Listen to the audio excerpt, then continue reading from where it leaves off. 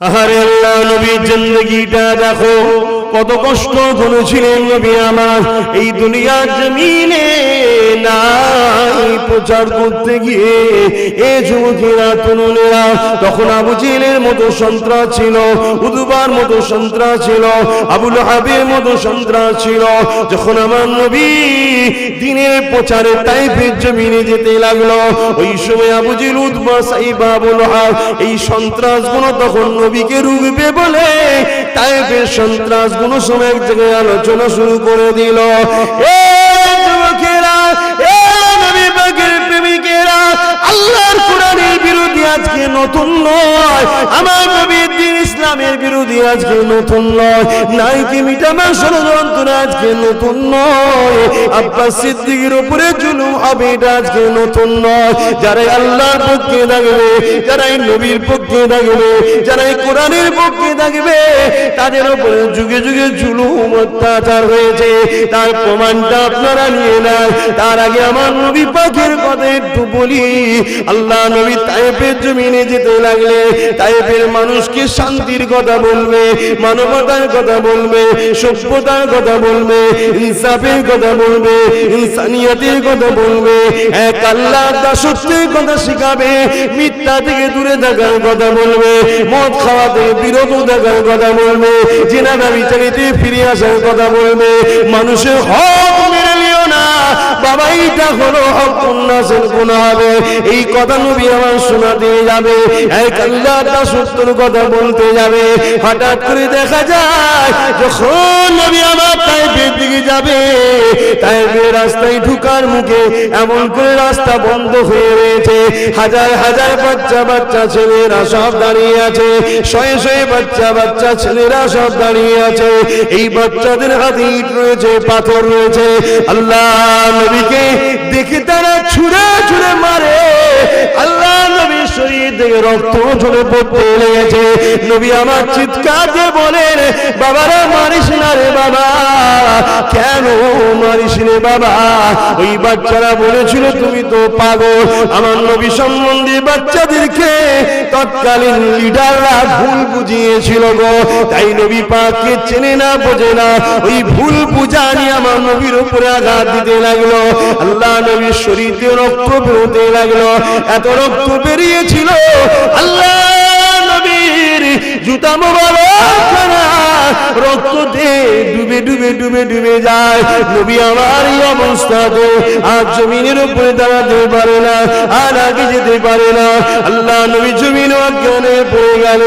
বাবার মাহারা এতিম নবী আমার কাঁদে আর বলতে লাগে, বাবারা আমি মুহাম্মদ পাগল নাই রে বাবা, আমি মুহাম্মদ তোদেরকে জাহান্নাম থেকে বাঁচাতে এসেছি, আমি মুহাম্মদকে আল্লাহ তোদের জন্য নবী রাসূল করে পাঠিয়েছে।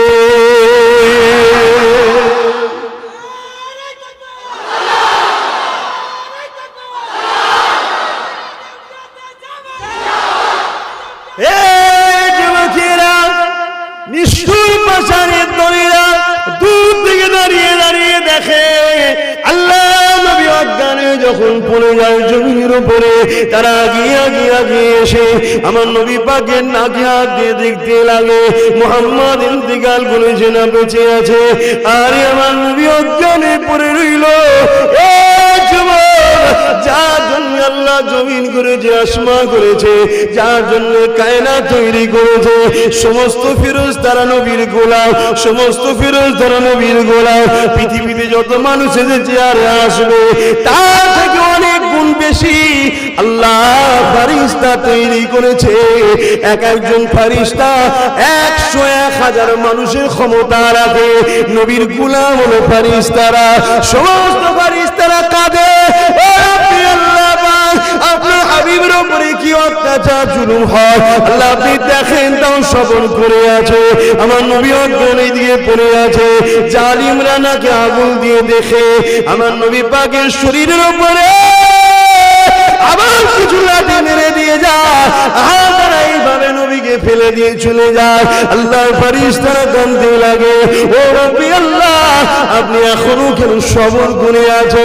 আমার আল্লাহ বলেছিলেন, জিবরিল ফেরেশতারে দুনিয়া জমিনে চলে যা, আমার হাবিবকে যে আমার সালাম দিবি।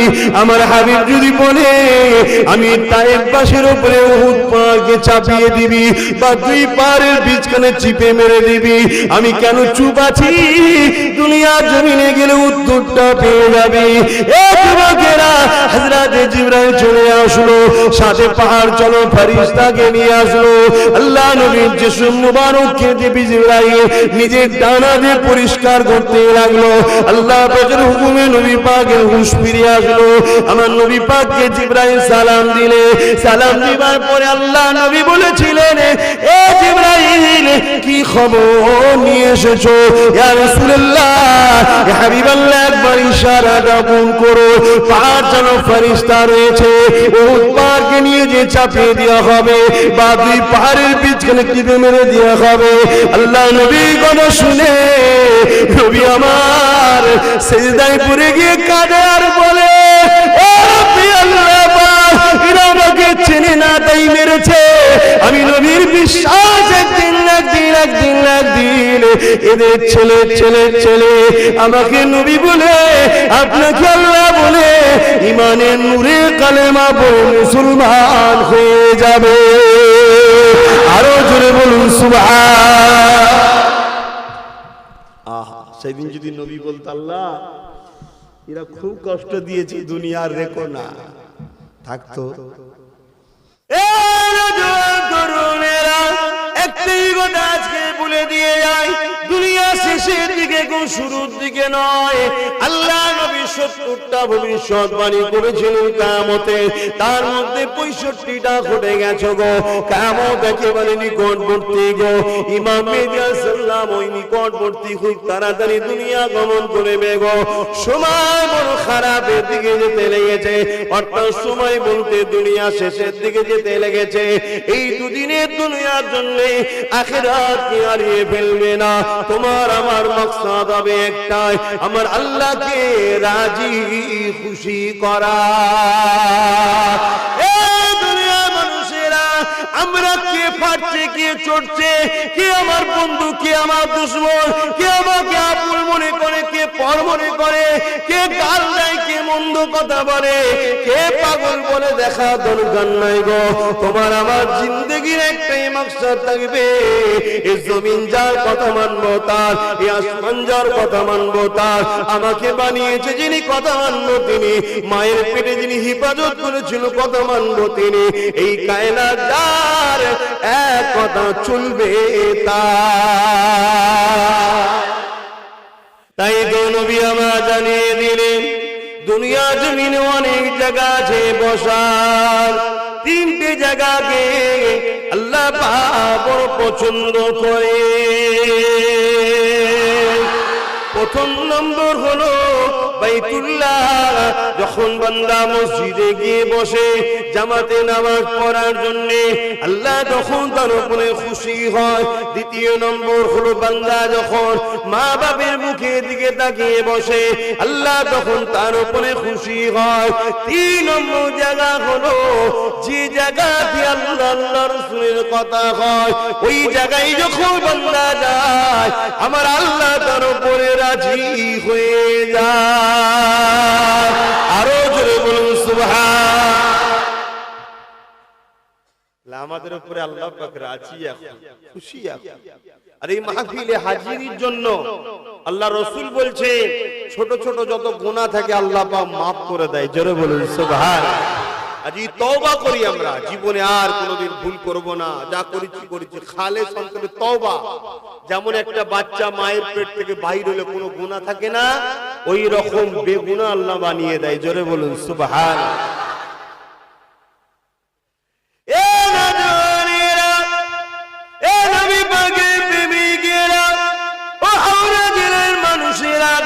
দুদিনের ময়দানে জড়িয়ে আখিরাত আপনি ভুলে যাবেন না।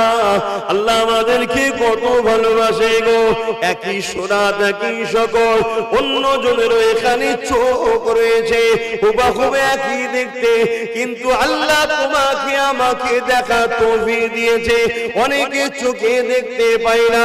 আল্লাহ শুকরিয়া আদায় করো, এই চোখে দুনিয়ার কোনো ফিতনা ফাসাদ দেখো না। যেটা দেখলে আল্লাহ নারাজ হবে ওটা দেখো না। এই চোখ দিয়ে কোরআন দেখবে, এই চোখ দিয়ে আলেমে হাক্কানীদের দেখবে। এক লোকেরা আল্লাহ নবীকে সাহাবারা জিজ্ঞাসা করেছিলেন, ইয়া রাসূলুল্লাহ হাবিবাল্লাহ, আমরা তো আপনাকে দেখতে পাই, নিয়ামত ভোগ করতে লেগেছি, আপনি দুনিয়াতে বিদায় নেবার পরে আপনার যে সকল উম্মত উম্মতিরা আসবে আপনাকে দেখতে পাবে না, হুজুর তারা এই নিয়ামত থেকে মাহরুম হয়ে যাবে। আল্লাহ নবী জানিয়ে দিলেন, এ বাবা সাহাবারা, আখিরি জমানায় আমার উম্মতেরা আলেমে হাক্কানী দিওকে যদি তাকিয়ে তাকিয়ে দেখে আমি নবীকে দেখার যে নিয়ামত তোমরা পাচ্ছ, আল্লাহ পাক তাদের আমলনামাতে ওই নিয়ামত দান করবে। আল উলামা ওয়ারাসাতুল আম্বিয়া, আলেমে হাক্কানীরা হলো নবীর ইলমের ওয়ারিস। আলেমে হাক্কানী কারা? যাদের মধ্যে দুটো ইলম আছে, আল ইলমু ইলমানে, একটা জাহিরি অপরটা বাতিনি। এক কথাই যে আলেম আল্লাহর জন্য কথা বলে, রাসূলের জন্য কথা বলে, সে তো আলেমে হাক্কানী। আহা, আজকে চোখ আছে, এই চোখে আল্লাহর ঘর দেখবো, কাবা দেখার শখ করো, মদিনা শরীফ দেখার শখ করো। এই চোখে মা বাপকে দেখো, গরিব এতিম অসহায়দের দুঃখ কষ্ট দেখো। আল্লাহ পাক অনেককে চোখ দিয়েছে কিন্তু দেখতে পাই না, আমরা দেখতে পাই। একই জায়গায় কান রয়েছে, আল্লাহ পাক অনেককে কানে শোনায় না, আল্লাহ কিন্তু তোমাকে আমাকে কানে শুনতে দিয়েছে।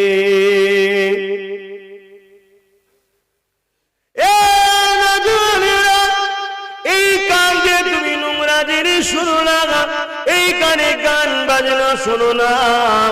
এই কান আল্লাহ দিয়েছে মা বাপের কথা শোনো, গরিব দুঃখীদের কথা শোনো। এই কান দিয়ে আল্লাহ পাকের কোরআন শোনো, নবীর হাদিস শোনো।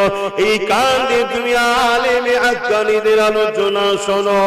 এক যুবকেরা বলে রেখে দিও, এই কান যদি আল্লাহর বিরুদ্ধে ব্যবহার করো, কিয়ামতের দিনে আবার আল্লাহ জাহান্নামের আগুন দিয়ে তোমার কানে গলিয়ে দেবে।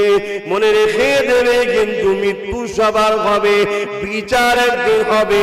এই দুনিয়ায় কোনো বিচারের জায়গা নাই, বিচারের জায়গা হলো একটা, সম্মানুফিকা খোরাফাই, যখন কিয়ামত ইয়ানজিরু, আবার সিংহায় পৌঁছা হবে। যেদিন আগুন দিলে মানুষ আলু ওঠে, ওইভাবে জমিন থেকে মানুষ উঠতে থাকবে। ওই দিনটা হবে বিচারের দিন, মাহশরের দিন। ইনশাআল্লাহ ওই দিন আল্লাহকে বলবো, ও রব্বি আল্লাহ পাক, এইরকম একটা আবহাওয়া ছিল যেখানে ঝড় পানি আমার ব্যাপার ছিল।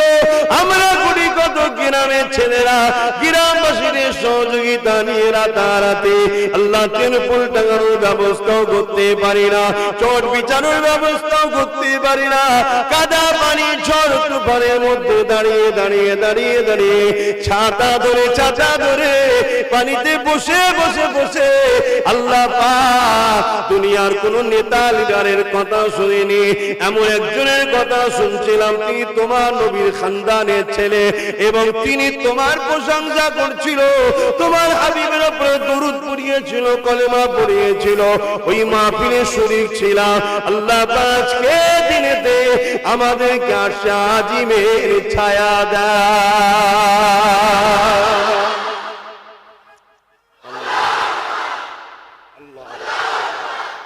আল্লাহর কাছে আশা রাখতে পারি না, পারি না। আল্লাহ কি বলেছে নাকি তোরা আমার কাছে আশা করবি না? আল্লাহ তো বলেছে বান্দা আশা কর। আমরা তো এটা আশা করতে পারি আজকের দিনের এই মাহফিলটাকে, যে এইরকম কষ্ট করি অবস্থায়। আবার শীতের সময়, গরমকাল হলে ভিজলে আলাদা কথা ছিল, গরমকাল হলে তো মানুষ এমনি ভিজতে চায়, শীতের সময় আবার কথা বুঝছেন না, শীতের কাপড় যদি ভিজেও যায় বিপদ, আর অত সব বড় লোকের ঘরের ছেলে পুলে নয়, সব গরিব মানুষ আমরা। গরিবরাই তো আল্লাহকে ডাকে, বড় লোক আবার আল্লাহ হয়ে গেছে কি? গরিব সেই তো আল্লাহ আল্লাহ করে।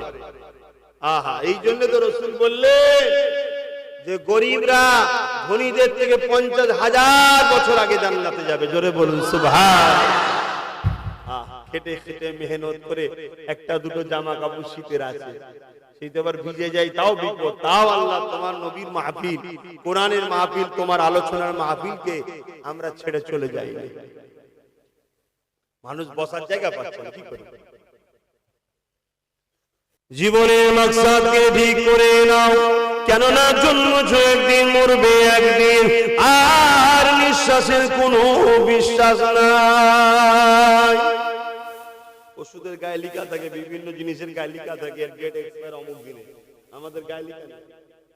আল্লাহ কিন্তু সব জানে, কিন্তু আমরা দেখতে পাচ্ছি কি আব্বাস সিদ্দিকীর ডেট কবে এক্সপায়ার হচ্ছে জানেন? লেখা নেই, চট করে চলে যাবে, কোনো কথা নেই। আবার বলছে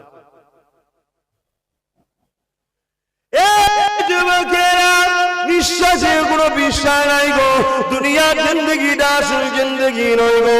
একটা মানুষের অনেক জিন্দগি থাকে, শৈশব জিন্দগি থাকে, কৈশোর জিন্দগি থাকে, শিশুবেলার জিন্দগি থাকে, প্রাপ্ত বয়স্ক জিন্দগি থাকে, জন যুবকের বয়সের জিন্দগি থাকে, বৃদ্ধাত্ম বয়সের জিন্দগি থাকে। এই যুবকেরা ঠিক এমনই করে আখিরাতের জিন্দগিটা হলো আসল জিন্দগি। এই দুনিয়ার জিন্দগি আসল জিন্দগি নয়, আখিরাতের জিন্দগিটা হলো আসল জিন্দগি। জিন্দগি হলে নাজাত পেতে চান, জীবনে একটাই লক্ষ্য থাকবে, আমার আল্লাহ যাতে রাজি, আমরা তাতে রাজি। দরুদ শরীফ আল্লাহুম্মা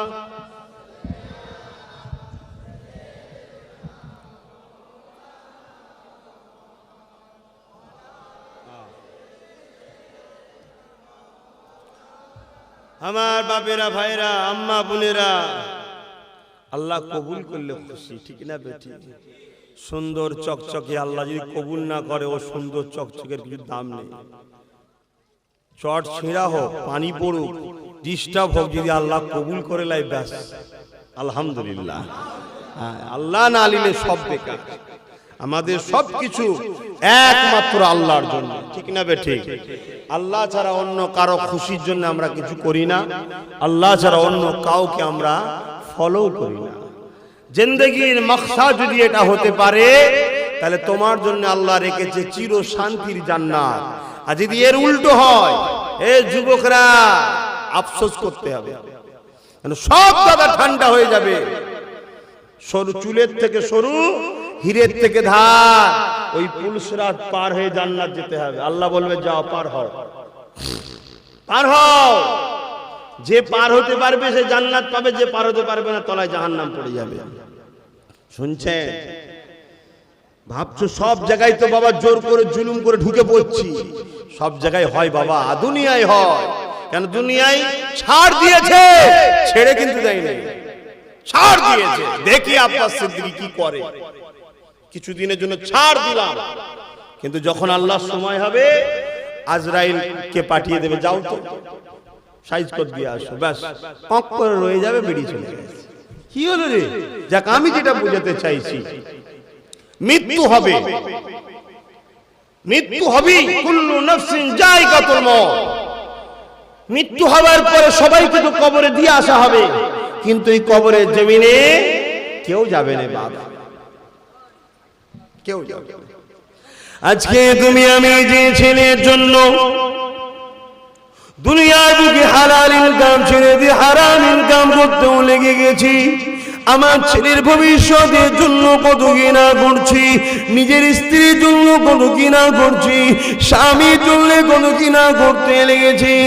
এ দুনিয়ার নওজওয়ানেরা, বাপেরা, মায়েরা, ওই কবরের জমিনে কোনো বাপ যাবে না, ওই কবরের জমিনে কোনো মা যাবে না, ওই কবরের জমিনে কোনো ভাই যাবে না, ওই কবরের জমিনে কোনো মেয়ে যাবে না, ওই কবরের জমিনে কেউ যাবে না গো। ওই কবরের জমিনে যদি তুমি দুনিয়া দুনিয়াতে তাকে নেতা বলে মেনে নিতে পারো, তোমার জিন্দগিতে, তোমার চলনে, তোমার নিঃশ্বাসে নিঃশ্বাসে সে যদি নবী থাকে, তিনি যদি লিডার হয়ে থাকে, নেতা হয়ে থাকে, কবরের জমিনে তিনি আসবেন, তিনি অন্য কেউ নয়। বুখারী মুসলিম খুলে দেখলি তিনি আল্লাহ নবী মুহাম্মদ রাসূল হাজির হবে। আল্লাহ নবী জানিয়ে দেবে, এ ফেরেশতারে, দুনিয়ায় চলতো ফিরতো, আমি নবী আমাকে ফলো রাখতো, ব্যবসাতে আমাকে রেখেছিল, কারবারে আমাকে রেখেছিল, নামাজে আমাকে রেখেছিল, হজে আমাকে রেখেছিল, যাকাতে আমাকে রেখেছিল, রোজাতে আমাকে রেখেছিল, সংসারে আমাকে রেখেছিল, আত্মীয়তে আমাকে রেখেছিল, রাজনীতিতে আমাকে রেখেছিল, সমাজ সেবাতে আমাকে রেখেছিল, রাষ্ট্র পরিচালনায় আমাকে রেখেছিল, ভাতৃত্বে আমাকে রেখেছিল, মানব বন্ধনে আমাকে রেখেছিল, পাড়া প্রতিবেশীর সঙ্গে কিভাবে ভালোবাসা রাখবে আমি নবী আমাকে রেখেছিল। এক কথায় যা কিছু করেছে আমি নবী আমাকে দেখে দেখে করেছে, আমার সুন্নাত অনুযায়ী করেছে, আমার হুকুম অনুযায়ী করেছে, আমার ইশারা অনুযায়ী করেছে। এ ফেরেশতা, আমি মুহাম্মদ বলে দিই, এ আমার গোলাম ছিল, গোলাম ছিল, এ